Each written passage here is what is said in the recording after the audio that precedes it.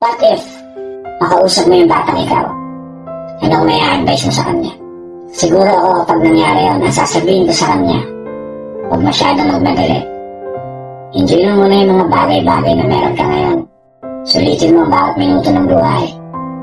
Enjoy mo yung pagiging masaya mo.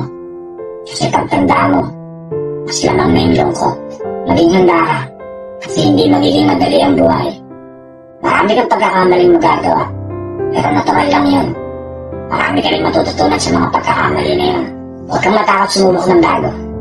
Maging handa ka, dahil ilang beses kang madadapa. Pero natural lang din yun. Doon ka lalakas.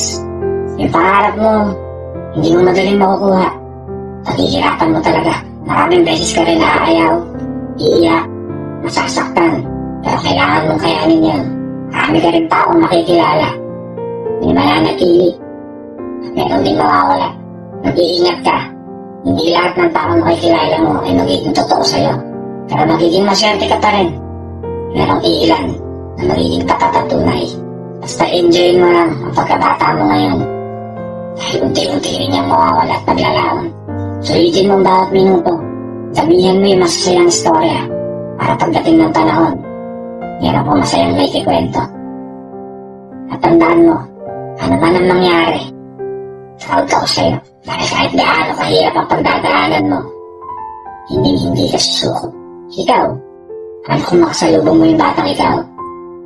Yung sasabihin mo sa kanya, handa ka bang sabihin na hindi magiging madali ang lahat?